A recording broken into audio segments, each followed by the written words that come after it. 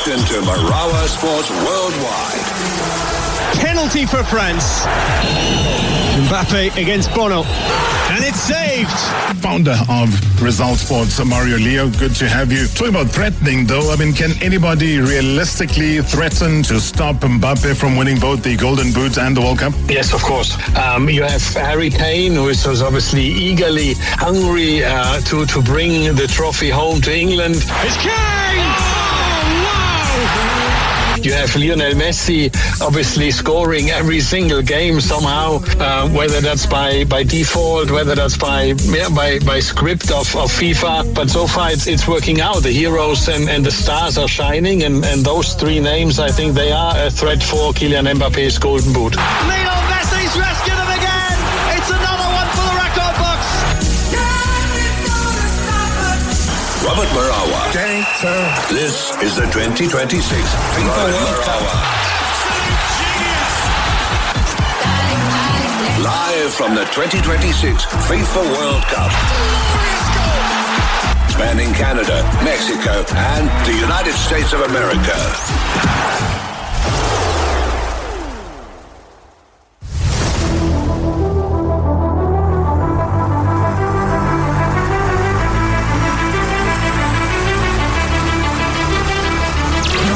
Ordinary Monday. It's Reaction Monday. #MSW. All right, he still has that burst of energy, doesn't he? Hey, Roberto Di Matteo, I can tell you that my guest tonight knows exactly what it takes, though, to make history. I mean, his name forever etched into football folklore. A player of elegance. A lot of people have said that he's been a highly intelligent player. A great deal of composure, and also a manager who engineered one of the game's greatest of fairy tales. And we go back to 2012 when he guided Chelsea to that unforgettable UEFA Champions League triumph. Yeah, Chelsea fans remember this like it happened yesterday. I mean, completing one of football's greatest underdog stories while also lifting the FA Cup. Hey, in the very same remarkable season. And as a player, I mean, he was a Chelsea icon, scoring a major cup finals, helping shape one of the club's golden eras, though before injury cruelly brought a brilliant career to an early end.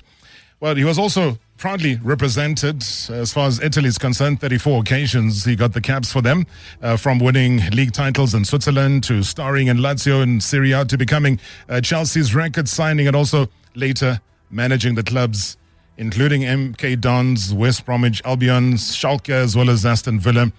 I mean, he's also experienced the game from every angle, thoughtful, measured, highly respected. I mean, he remains one of the most insightful voices on leadership, on management, and the evolution of the modern game. And that's why tonight we reflect on the unforgettable 2026 FIFA World Cup. That's why he is here in South Africa, working for the World of Champions, working for Supersport, analyzing, giving us some of that in-depth information that we wouldn't otherwise know. Roberto Di Matteo, what an honor, what a pleasure. Welcome to the show. Robert, thank you. I think this was the best introduction I've ever had in my life, Robert. Yeah. Oh, my God. I'm delighted to be here. Thank you for inviting me, Robert. I've been here 5 days now, and it's been fantastic. Yeah. You know, I've met so many lovely people working with the guys at Supersport. It's been amazing watching obviously the quarterfinals. There's been some good games there as well, so it's been great. The only one issue I have, Robert, if I may share it with you, please do, is that we need to talk about the Italian team you support, because I just heard that you support an Italian team that I don't know why. So maybe you can explain that. Oh, you saw the room? I did see that in your waiting room there, so maybe you can explain it to me a little bit later. He is a very young man. He is South African. He's probably not older than, 10 years old.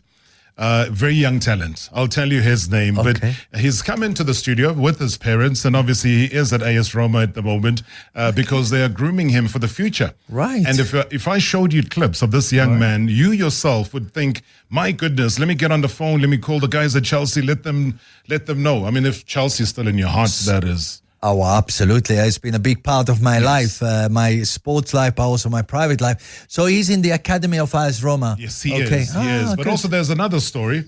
There's a certain gentleman, I'm sure you know him very, very well. He used to play for Bayern Munich. He was a Ghanaian international. He was a UEFA Champions League winner and the UEFA Champions League loser by the name of Sami Kuffour. Ah, yes, defender. 100%. Yeah. So Sami, the first time I met Sami Kuffour, before working with him for many years, also at SuperSport doing Champions League and World Cups with them and Africa Cup of Nations, I met him at AS Roma, the very, very first time. So there's a lot that comes in when it comes to that little, scarf that you saw. Okay. I accept your explanation. Well, nobody's perfect, right? You're almost perfect, Robert. Not as perfect as what we know of you and what we've seen of you. You can't be happy, though, with the fact that Italy are nowhere to be seen. No, it's actually a disaster that Italy is not in this World Cup, but even more that we have missed as a nation the last 3 World Cups. I mean, there's generation in Italy that have never seen the Italian national team actually playing in the World Cup, because the last one was in 2014, the one in Brazil. Can you imagine? So, and a whole generation of Italian football players have never actually played in it because they never qualified for it. So it's an absolute disaster, but it's a long story that I don't want to bore you with. There is Italy needs to reform the youth system, grassroots football, and they need to start from there. And also, we have some very good young talents. The under 17, under 19, under 21 teams, they actually do well, but they then don't get the opportunity to continue the development in the respective clubs in Italy. So what's been happening actually recently with these young Italian talents is that they're going abroad now. So they've realized that in Italy they don't have the opportunity, the chances, so they're going to play abroad. So there's a player in Borussia Dortmund, there's one in Belgium playing, in Holland, in Spain. So they are taking a different route now. So we had the election of the new president of the federation, the Italian Federation, in June, end of June, and he's just appointed the most respected player probably in world football, Paolo Maldini, as technical director of the federation. So our hope it goes. So is with them now that they're gonna make some new rules and change Italian football at the youth system, at the youth level, and hopefully we can. Or we have to hope that. FIFA expands the World Cup to 64 teams, and maybe maybe then we have a chance to qualify. You know what I mean? I hear you, but we don't want that. No, I know. I mean, you're joking about that. It was a joke. It was a joke. I know you're joking about that, but it's a very serious thing, though, because it's great that we were able to have 10, nations qualifying from the the African continent. But then when I heard about this, was it like 48 hours ago? Even before our Italian conversation happened. I was like, no, it takes away. I mean, even the UEFA president, Schäferin, said it's a crazy idea. There's no way. You don't want to weaken football by just continuously expanding. What have you made, though, of this newly expanded World Cup? I don't know. For me, it's provided excitement. It's provided full stadiums. It's provided controversy with VAR and controversy with refereeing and so many other things. How would you sum it up? Yeah, so... I would define it as a celebration of opportunities, a celebration of hope, because we have seen many countries that would have probably never qualified for a World Cup, showing the talent, the skills, the quality in this World Cup. So I think the fact that we have 48 teams in this FIFA World Cup has really... I've enjoyed it very much. I think it's been a huge success. Like you, I spent a week in the States, in Miami, and I went to see 2 live games, Uruguay against Cape Verde and Brazil, Scotland. And I mean, Cape Verde is probably been one of the big surprises of this World Cup, not just the team itself, but the style of play that they brought to the World Cup. It's been refreshing, and I didn't know much about their players, to be honest, but I have to say I enjoyed watching them, and they've been very successful. And so I think 48, it's a good number. It still didn't allow Italy to qualify, but it showed that I think FIFA went the right direction. They wanna expand football worldwide, so globally, not just have the European teams and South American teams and some African teams. So this format, I think, is right. Even though at the beginning it looked like, oh my God, 104 games, that's a lot. But it's gone past so fast. We are at the semi-finals now. And at the end, always the usual suspects, the best teams arrive in the semi-finals. You look at these 4 teams now in the semi-finals. It's top 4 teams in the FIFA World Ranking, right? But also some of the Africans team, they've enjoyed success, and it's also a window of opportunity for their players to showcase their talent and so on. So all in all, I think great success. The vibe in America was amazing, great. There's a lot of enthusiasm there. Yes, you can see on TV the stadiums are full despite all the negativity pre-World Cup and so on. And the Brazil-Scotland atmosphere was out of this world. I mean, you had all the Scottish fans coming with the kilts and the pipes and walking into the stadium. It was amazing. And the Brazilian different cultures. That's the amazing thing, is that you bring Absolutely. your kilt and your bagpipes. You bring all of these things that people say, "What on earth is this?" And you look at Cape Verde, and they also do the same thing. I mean, ask Argentina. Argentina could have gone back home. If that resulted, more than once. Yeah, 100%. Yeah. More than once. Well, we'll find out more, from Roberto Di Matteo. He is my guest. We'll take some of your questions or comments or phone calls. We also live on the YouTube channel, so stick around to pop your questions on any platform that you want to do that on. Looking forward to a great conversation. And if you haven't heard, though, that Shield is now Rexona, a brand that you've trusted for years, is stepping forward with a bold new name. It is pronounced Rexona. It's simple, it's strong, and easy to remember. Now, this new name comes with a fresh new look and also advanced body heat technology, so that it gets to work every time you move, keeping you feeling very confident all day. A proud partner of Bafana Bafana as well as Banyana Banyana, Rexona, it won't let you down. Right, that was the World Cup update here on hashtag MSW, powered by Rexona. It won't let you down. Hashtag MSW live now on 947 Vuma FM, Rise FM, and Soweto Live at the same time. Hashtag MSW. Not your ordinary Monday. It's Reaction Monday. Hashtag MSW.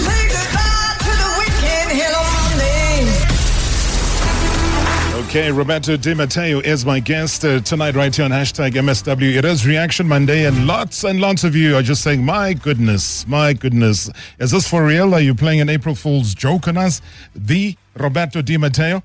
If I could speak Italian, I would be able to, confirm and convince everybody here. But we have a huge Italian following that's listening to the show right now. Maybe you want to greet in Italian? Buonasera a tutti gli italiani a Johannesburg e in Sudafrica.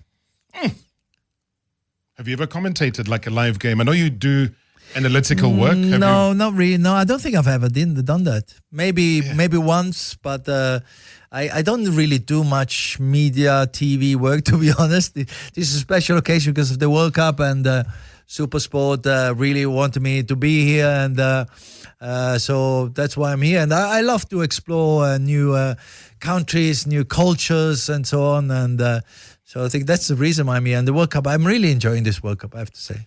We are enjoying that too. I want to take you back though a little bit, because there was a moment where the players at Chelsea were so happy with what was going on. You had been given a short-term contract, if I want to call it that. Andre Villas-Boas was asked to pack his bags and left, and then you went on to win very famously the UEFA Champions League, playing at the Allianz Arena in Germany. And then Roman Abramovich had to step into the change room to address the players who wanted you to stay. But he was still promising that a decision was to be taken. Firstly, just explain to me, what was your relationship like with Roman Abramovich? Well, actually, it was pretty good, to be honest. I was, outside football, I invited me a few times, and as owner of the football club, you didn't see much of him. He had Marina Granovskaya that was running the football club, so you used to deal with her much more than with him. But apart from the fact that he sacked me, I had a pretty good relationship, and he was very loyal, and we had. We didn't even have a contract as a caretaker manager. It was just a sort of verbal agreement or so, and he was very loyal, and really a good guy, to be honest. Football-wise, you could have different opinions. We had different opinions. But outside football, he was actually a really good guy. I know you say he fired you in that manner, but how did you take it at the time? When he fired me? Yeah. not well, I can tell you that. Because I'm sure you felt like you didn't deserve to be. Yeah. Well, no, I didn't think I deserved it, but it's football. That's the football business, and when you become manager, you know that one day you're gonna get fired. It's part of our football business. Every manager has been, apart from one, and that's Pep Guardiola. I don't think he's ever been fired, but every other manager, you name it, Ancelotti, Mourinho, Luis Enrique, everybody's been fired in their career. So it's part of our job. Apart from that, I had a great time. Being the caretaker manager of the club, of my home club, Chelsea, and the players were wonderful with me, because obviously I was an ex-player, so I think they respected the fact that I was an ex-player, and also that I was an ex-player of the club. And some of the John Terry and Frank Lampard, they were at the club already when I was still a player. So they were my teammates at the time, and then I had your lovely African boys. They were magnificent. You had Salomon Kalou. Yeah, he made me a successful manager. And Didier and Michael Essien was there with us, and so they were wonderful. I just had to bring them together as a group, because they were a little bit divided during the season. So was it just egos, or was it just the case? Well, big egos in that dressing room. You name it. From Didier Drogba to Peter Cech and John Terry and Frank Lampard and Ivanovic. I mean, there was some John Obi Mikel. There were big egos and names, and so it was a matter of making sure that they were pulling all in the right direction for the right reasons. And slowly, during that little run at the end of the season, we managed to do that, convince them that was the only way. And they pulled a rabbit out of the hat, really, the players. Sure. I mean, it's obviously the manager that plays a big part. And the irony, I think, at that stage, though, Roberto, is the fact that when your contract, or the verbal contract, was up for dispute or negotiation, it was the same with Salomon Kalou. It was the same for Didier Drogba, because their contracts were coming to their end by the end of June of that year. So it was almost like irony, the fact that all three of you who've been playing such a big part in the success of Chelsea with the FA Cup and the Champions League, that your futures were pretty much up in the air. How did you deal with them, maybe to comfort them while you're still trying to comfort yourself, in saying, relax, everything will be dealt with, never listen or read what's in the newspapers, because that's going to mislead you? I didn't care about myself, quite honestly. I was caring about the players. I was more worried, or concerned about their well-being, and I loved those guys, and I knew that many of them were coming towards the end of their career, or especially the career at Chelsea. So it was a sort of the last dance for them, the last opportunity to win something special for their career, which I always said to them, you deserve to win something special with the career you had at this club, and in general, so and slowly, they convinced themselves. I was able to convince them that it was the way to go, to pull together as a group, and just believe that it's possible to achieve something special, something big.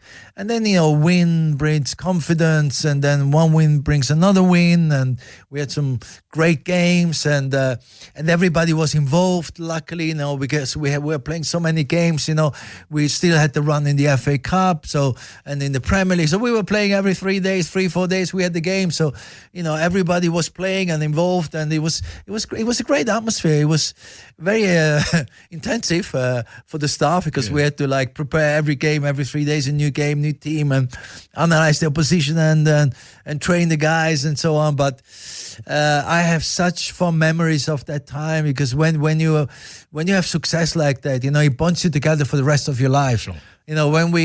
when we see each other now, anywhere, like, I bumped into Solomon Kalou in the hotel, and you hug each other like, He was looking forward to seeing you. Actually, No, you mentioned your name. Yeah, here in we the saw interview. each other.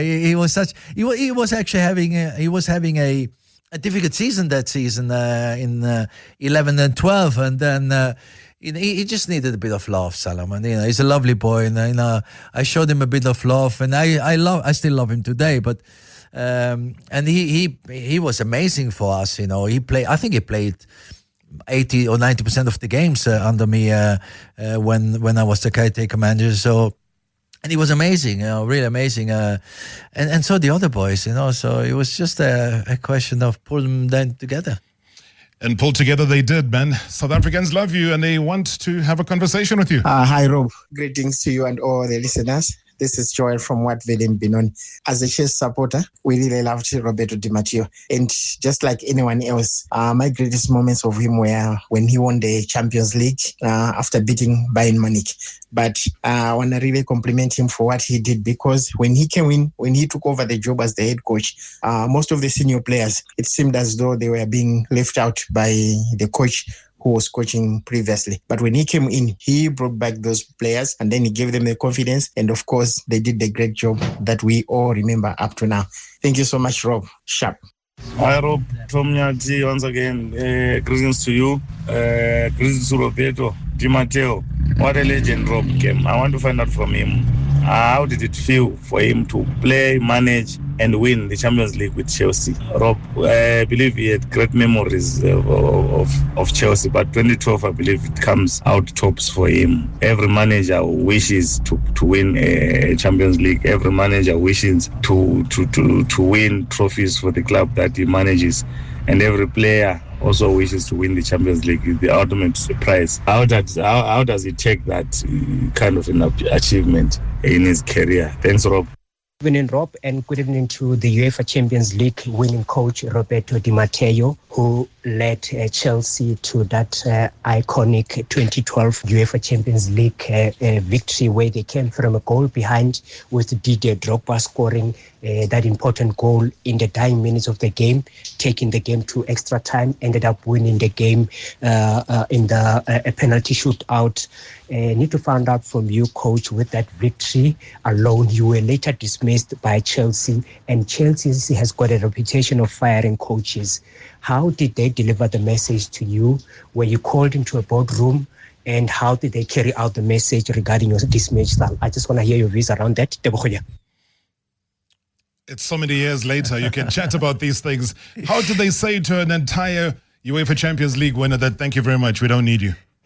It was the then chairman and the CEO. It was, I think we were coming back from a Champions League game. Yeah. So it was in the middle of the night, and they came to my office and they just informed me of the decision of being released.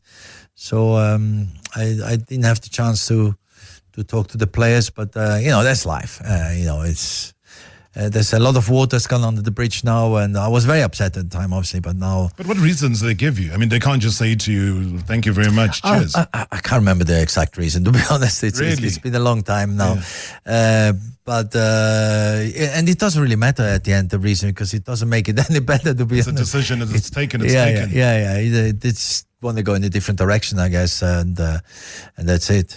Also, I know at the stage though that Abramovich is a big fan of some of these so-called experienced coaches. You look at a Laurent Blanc, for example. I think he had also looked at a Fabio Capello as a possible future coach. I think even Harry Redknapp was seen as a possibility for Chelsea. But what you had achieved, a lot of those that had been there before you hadn't even come close to achieving the kind of success, especially in Europe, where you win the cup and you qualify the club then for the next season's UEFA Champions League. And you would think that's the ultimate, but some people think differently. You're in a very unfair situation as a coach. I don't know how you feel about it now, because you're out of that space. How do you feel about it when you reflect back on it now in 2026? Life is not always fair, Robert. I think we all know that, right? So you're going to have decisions that are going against you. But I don't dwindle too much on those ones. I'm a positive person. I look forward. I look to, what's going to happen in the future and what the future brought me. And I was grateful to having the opportunity to guide, the club that I played for and to their first historic win in the European competition. So I was very happy, and then I knew that sooner or later, something like that was going to happen. So it's part of the job, as I explained before. There's nothing you can do about it. Well, you need to win every game. If you win every game, then maybe it's not going to happen. But even then, it can happen. So it's part of the managerial pathway, I guess, if you want to call it that way. You talked briefly, and I didn't come in and ask you about the possibility, but you mentioned his name, saying that he's one of the coaches that's never been fired, Pep Guardiola. And there has been talk about him possibly going to coach the Italian team. I'm sure you've heard of that as well. Yes. If it does go in that direction, is that the right route for him? Is it the right age? Is it the right time? What do you think? I think that he's looking for a little bit of time off. He's had a very intensive period for a long, long time. And he just finished 10 years at Man City. And before that, he was at Bayern. Very intense. I can tell you it's an intense job. And you have to sacrifice a lot of your family life, your private life. So I think he's looking for a little bit of time off, enjoying himself. But a national team coach's job could be on the horizon for him, because it wouldn't be a day-to-day job. I wouldn't be surprised if we see him at some point taking over a national team. I would be very happy if Paolo Maldini can maybe explain to him what an important job the Italian job would be, that we would be absolutely delighted to have him as our national team coach. So let's watch the space. He's certainly is my idol as a coach. I've always looked up to him as a coach, the way, the playing style of his team. So it would be a great honor if he would coach the Italian national team. We might have a chance to qualify. Well, I can see when you talk about it, there's a big smile on your face, which means that you give it the approval, Absolutely. the stamp of approval for it to happen. Oh, yeah. But there are some coaches though that believe that job is for like an older coach. We've seen what it's done to Thomas Tuchel as far as England is concerned. I mean, he's not that old. But he's been able to move from club football to coaching a national team into a semi-final of a World Cup. So I'll pick up on that conversation when we come back from a break. If you're just joining us now, our exclusive conversation and interview here with Roberto Di Matteo, our guest until the top of the hour. He's here for the World Cup. He's looking relaxed. He's enjoying life in South Africa. Who knows? Hey, maybe. Maybe what? I'll tell you. It is a huge blow that we still are reeling with. We don't know how we're going to get through it. But with the support from many people around the country, the message is coming through to the family. Bibo Makwedini, raised by his uncle after losing both parents, chased his rugby dream from the Eastern Cape to France. At 20, he was on the brink of a first-team debut.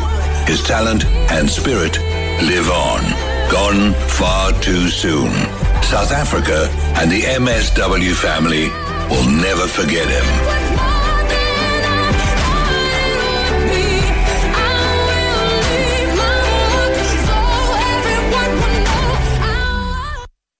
All right, join us tomorrow, as I said, as we pay tribute to Jaden Adams and also to Lukobo Bibom Makwedini, both very, very young South African sportsmen passing away over the weekend. So we will pay our tributes tomorrow. Do join us then. It is #MSW Reaction Monday. Not your ordinary Monday.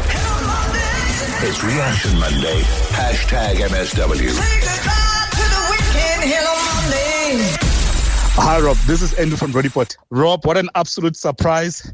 You have a great legend in your studio. That man gave us great memories, in the colors of Chelsea. I have a question for him. What is happening with Italian soccer, Rob? I believe that the Catenaccio has actually killed Italian football. Yes, Italians have always produced great defenders, and their play has always been focused on defense, right? But they also produced great attacking midfielders and strikers. I mean, the likes of Vieira, Paolo Rossi, Inzaghi, Rob, I can go on and on. Donadoni, the Baggios. But at the moment, they don't really have creative geniuses on the ball. The strikers that made us to fall in love with Italian football. I just want to know what's Roberto's perspective on this one. Andrew from Rodipot. Andrew, thank you so much indeed. Our final 12 minutes with the legend himself, Roberto Di Matteo, who's graced us with his presence here in studio.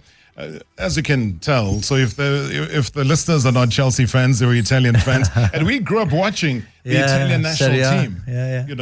Especially when it came to World Cups, there was nothing more beautiful than watching Brazil play, watching Italy play, watching the great Dutch national team playing at the time.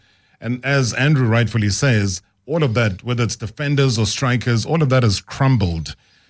Is there hope outside of Pep Guardiola coming in to play a rescue job to resuscitate Italian football? Yes, I mean, the hope lies with the new president and the new technical director, Paolo Maldini, that they're going to reform the Italian football system. And it has to start with, producing academies, investing into academies where you can then develop younger players, creative players again. And from grassroots football, it has to start all from there. But having said that, our youth national teams, they actually do pretty well at European level and world level. The under-17s, the under-21s, under-9. So there is talent.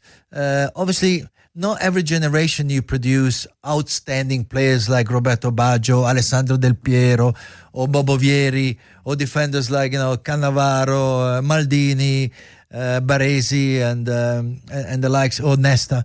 So it happens that some generation don't produce that, but the hope is on those people making the right decisions for the future of Italian football.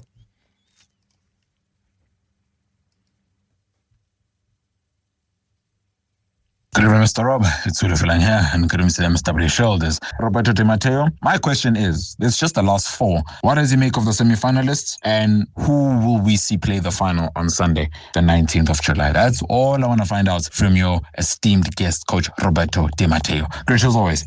Thank you so much. You've kind of told us, I don't know if you said it during the break or you said it on air, but you told me the two nations. Maybe for those who caught up the conversation late, which two are going through to the final? Well, I have obviously, this is my theory and my personal opinion. So France-Spain, I think that Spain is probably the most difficult opponent that France can face because they have a collective culture of football, and I think France might struggle a little bit against that sort of football, possession-based. Spain has also been a team that has only conceded one goal.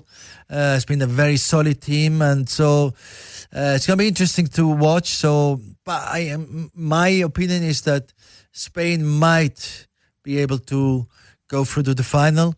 And before the World Cup, I put England amongst the favourites of this tournament. I know they will have to face Argentina, but there's something special about this English team this year or in this World Cup. They have a very good coach that seems to make always the right decisions with the subs, with the team setup, and with the lineup, and he's mixed it up as well. And even though they haven't been brilliant, they've always been very efficient. And in a competition, you need to be efficient as well. You can show moments of brilliance, but you need to be able to show that resilience, and they showed it in more than one game. They had those difficult games, and even in the quarterfinal, they went one down against Norway and managed to win the game. Yeah, with a bit of luck, but you need to deserve that little bit of luck on the way. So My prediction is, and don't put any money on it, okay, is Spain-England for the final. Spain-England for the final, but then who gets to lift the trophy? Now you're asking too much, Robert. I can't give you the winner of the World Cup. I don't know. I don't know. At the end of the day, in a final, anything can happen. Whatever the outcome is, I just hope it's going to be a deserving winner of this World Cup. You're not going to tell me anymore? I don't know. Let's see who gets to the final, if I'm right or wrong. It's a possibility, and that's the beautiful thing, because you are right with quite a few things that you've said, is that the luck has turned England's way, but there's also been individual performances that have been brilliant. And when Thomas Tuchel spoke about the issue of luck, and I know that Jude Bellingham probably didn't take it too well, because he responded, okay, let's hear what he said. Maybe he doesn't know what it's like to play in those kind of conditions against Erling Haaland, Odegaard, Nusa, Sorloth. That's not an easy team to play against. So, I think we've tried to create a positive environment. We should continue that going into the Final Four. I can't speak highly enough for the lads. You're not going to win every game popping the ball and making 1,000 passes. Sometimes you have to win dirty, and we've done that again tonight. But how do you take a player like this? His coach is saying we were lucky. He says, hey, maybe the coach doesn't know what it feels like to be in situations where you're playing against an Erling Haaland, where you're playing against a Martin Odegaard, where you're playing against a Nusa or a Sorloth. In a situation, yes, luck does play a part, but it's not everything. What did you make of his response? Now, firstly, luck doesn't come to the people that don't deserve it, okay? So you need to work hard for it. And if you work hard for it, then you might get that little bit of luck that you need in any competition to win it. Okay, every team that has won a trophy will have on the way somewhere will have had a bit of luck. There's a lot of love between Tuchel and Jude Bellingham. This is a reaction at the end of a really hard game with extra time in the heat of a player that had just decided the game as well. And the manager maybe thought that he wanted to motivate his player to play better for the next game and not let the enthusiasm rise too much. So there's a bit of psychological play there from the manager probably. But it's a happy camp, the English camp. It's a really happy camp. The manager or Tuchel made some important decisions, controversial decisions before the World Cup when he announced his squad. He left out some individual talent players that probably many other people would have called up. But he looked at the group, he looked at the group environment, the group spirit, team spirit, and he wanted functional players to have in this group. And so far it's been working. There's this, you can criticize maybe a little bit the way they play at times, but at the end of the day, you look at other teams, maybe France has been the most convincing team so far in the whole World Cup. They've won convincingly most of their games. Not all of them. And Spain, you look at Spain, they grew slowly into the tournament. The first game, as we talked about, was against Cape Verde, which was a draw, a 0-0. So they slowly grew into it. And Argentina has just individual brilliance. Lionel Messi just, when he pops up, he's a winner. Yeah. And so we shall see. It's 4 exciting teams in the semi-final. Because nobody talks, and you're right, Roberto, nobody talks anymore about Cole Palmer not being included in the England squad. Phil Foden not being included in that squad as well. I mean, there were about 3 or 4 players that people thought were showcased, they're going to be there. But now when you talk about how he has united that camp and made them a happy camp, and even the very same Jude Bellingham, who's now become their most important player, Tuchel was not convinced earlier on when he was doing his prelim squad. He was talking about a player that's possibly going to bring some negativity into the camp. But there's no negativity now. He's the one player that they need. No, I mean, Jude has been pulling this team.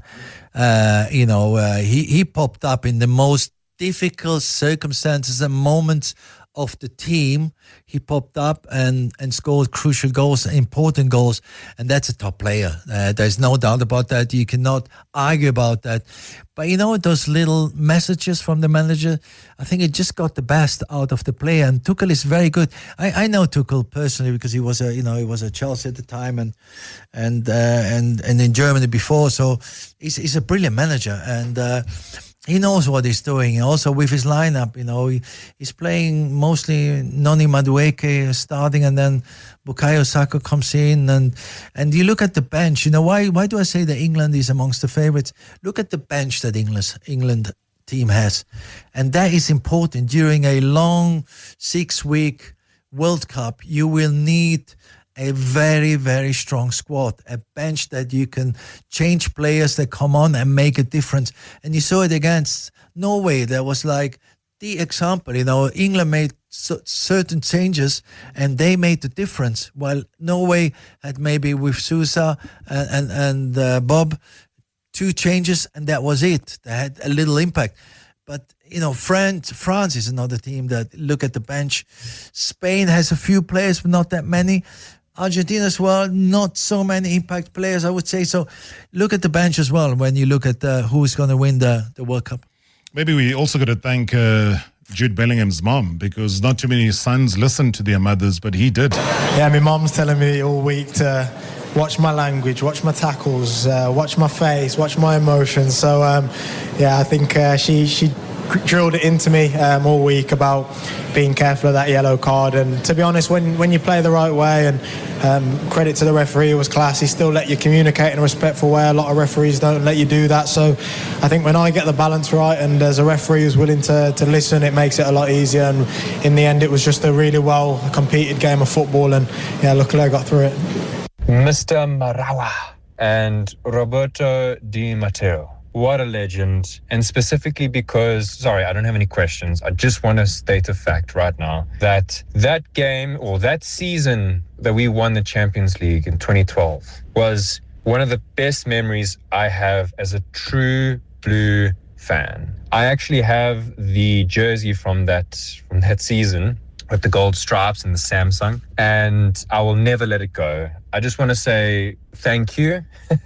I mean, it's how many years passed, but I just want to say thank you. I know you've probably received that so many times, and you will until the rest of our days, but again, thank you. Thank you for such a momentous and memorable, incredible moment that I will never ever forget. Thank you. Those words, thank you, they must mean a lot to you. Yeah, no, I appreciate it. Every time somebody comes up and say, you've created one of the best memories of my life, and football is about creating memories for people, and it's a beautiful thing that you are able to do that.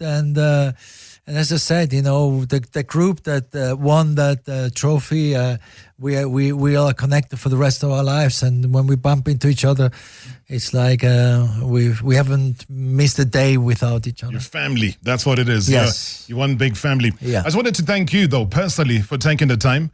I wanted to thank you for agreeing to come through and chat to us. And I'm sure this has given and uplifted you even more than before you walked into the studio, just to realize the kind of impact. You might be sitting somewhere, whether it's in Switzerland or Spain or Italy or in America, but little do you know that down at the very bottom of the African continent is a country and a continent that really holds you in high esteem, Roberto Di Matteo. So I hope that your visit here today has again showed you the kind of respect that we uphold within you, the values that you've brought forward, and you've given everybody. You don't even have to be a Chelsea supporter. You just needed to be a football supporter to appreciate what you have done for football in this whole world. So thank you so much.